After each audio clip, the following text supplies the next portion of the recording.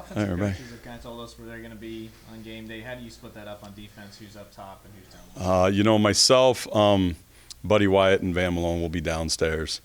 Joe and Tui will be upstairs, and then our GAs will kind of be, they'll all be upstairs. So they keep an eye on everything for us. What goes into that kind of decision? Like personal preference? Like how do you decide? Well, we kind of do it by kind of situation. Like, I'm downstairs so I can communicate with linebackers, and usually I can cross over to the safeties or the DNs. The guy who's downstairs generally handles all the games on third down, whether it's the D-line coach. So which one of those guys handles it, and it's Buddy's area. So he's going to do that so Tui can watch, the run schemes from upstairs. Joe really prefers to be upstairs, and his vision is pretty good about seeing what's going on the field. And I can cross over and talk to those guys, and Van can handle them too. So it's kind of a combination because I'm on the field. You want another run fit guy because safeties will fit in the run game. He'll be upstairs, and we kind of break it up as we go that way. How consistent is this defense playing right now? It's solid. We still have some up and downs. I mean, it's they're still 18 to 22-year-old kids, and they go up and down. For us, it's been a deal of kind of learning the style of practice. They've been trained a certain way for so long, and we're doing things a little bit different that, you switch something up on, you take the pads off, you put noise on, you do some of that, and maybe the communication goes down because they don't know how to fight through it a little bit, so we're not as clean. And then the next day you'll address those things, and then it'll be up, and then you'll add something new to it. And then, so we're trying to balance all those things out that you can hit on a game day. Hopefully we're going to play pretty fast, but we'll see how it works, you never know. What are your thoughts on the Nicholls quarterback?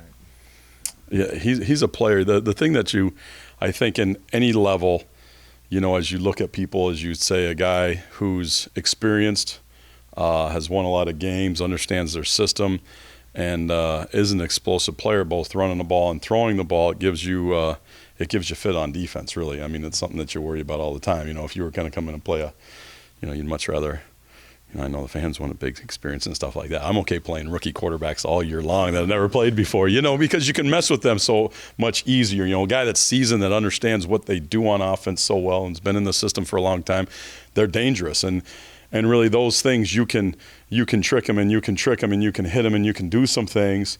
But when he figures out what you're doing, or he sees a look that he knows what that is, he can hurt you and get an explosive. And that's really what offenses look for nowadays. You can go 0-0-0-1, 35, and that 35 is going to be points. So now you're going, okay, well, we've been playing good defense, but you still gave up 7 points, and you're only, 8 plays in the game. And, that one play can snap you like that.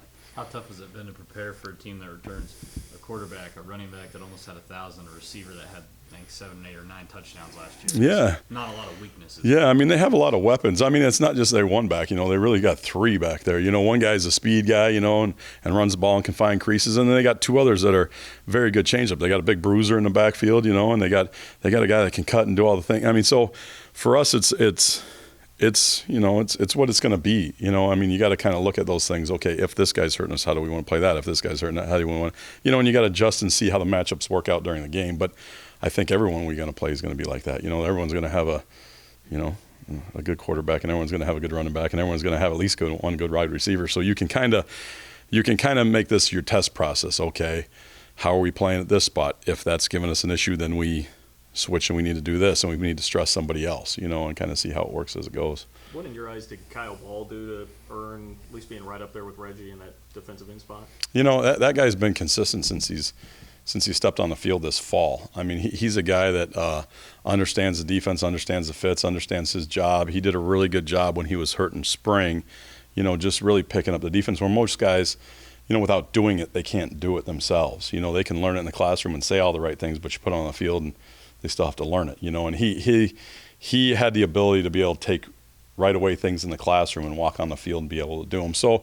that really helped him, and Reggie was nicked up. I think that that's a good position for us, where we can play a lot of guys and we can do a lot of different things with those guys, and we can keep them really fresh. I mean, I think we're excited to have all those defensive ends. They all have different little slots, and they can all play in different areas and in the same areas. It seems like the experience factor up front is going to be big. Their offensive line versus your defensive line. How crucial will the defensive line be in this game? I think the defensive line is crucial in every game. I think that's where our advantage should be in this week as you look at it. You just look at matchups, and they're young up front. They got 2 guys back that have played. I know only one true starter, but another guy played a whole bunch, And I think that's where we need to excel. And if we can stress those guys more, those are the matchups that we're talking about. You have to get into every game to be able to figure out, okay, so-and-so is hurting us at this, but we're winning here, so now let's stress these guys more. And you have to be able to, take advantage of those weaknesses that they have and the strengths that you have against them, and kind of help the ones that are hurting you. So I think that we'll stress those guys all year. Our defensive ends, we have a bunch of them that can play, and so as long as we keep them fresh and they can stay running around and stay healthy, I think that'll be a good leg up for us in a lot of games. The D tackles are the same way. We're deep there too. Are there any positions where you're comfortable just going with one guy? Or are you going to try to rotate people in everywhere? I think we're going to try to rotate in people everywhere. I think that the game moves too fast now, and generally you get too many snaps to be able to play one guy a whole game. If we were playing in a slow league, it would be a different story. If you're going to get 60 plays a game and you're going to get breaks in between and all that kind of stuff, you would say, yeah, we'll try to roll. But right now we're going to try to roll in a bunch of guys, and if someone gets nicked up, it might get to be thin, where one guy's got to play more than 60 snaps, but hopefully we can keep it around there. How do you handle those choices on your side of the ball? Is it position coaches on rotations? Is it your call? Is it Coach Kleiman? How do you make those? We kind of get all together. Usually it comes down to the position coach, what he thinks. I'll throw in my 2 cents, and so will Coach Cly.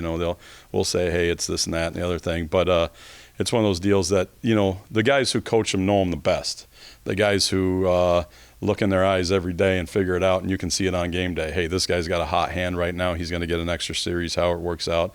But you also don't want it to be a point where, kids are kids too. They're going to turn around and say, hey, I'm not getting any reps today, so how hard am I going to work in practice and preparing myself for the game? And then if you get to that guy and you throw him, he's not ready.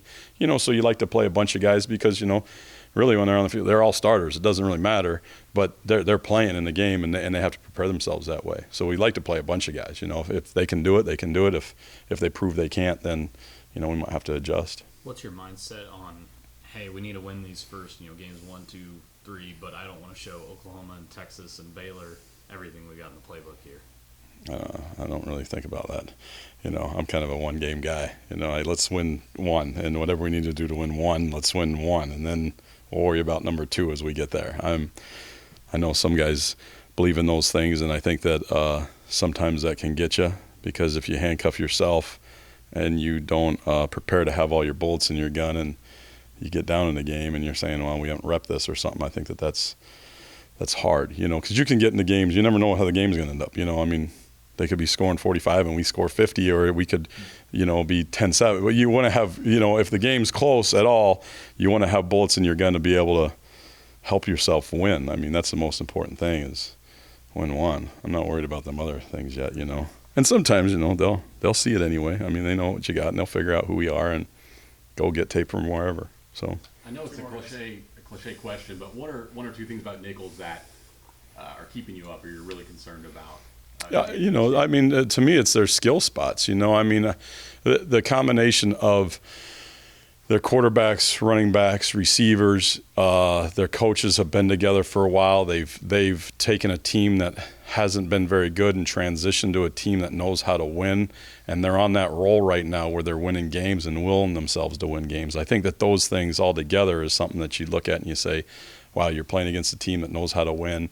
They have good athletes running all over the place, and just that fact of the ability to create explosives always keeps me awake. What's that feeling going to be like for you? You played in a lot of stadiums before, coming onto that field for the first time. No, I think it's exciting everywhere you go. Sure, I like to be out there and watch whatever fanfare goes on. It's always fun. I think that everywhere's special, and it's different depending on, where you are. I think that you still get goosebumps every game, no matter if it's. Sometimes you watch stuff and when you're on the road and you're like, wow, that was pretty cool. All that stuff's good. It just gets you ready for game day, and it's always a great feeling to get ready for game day,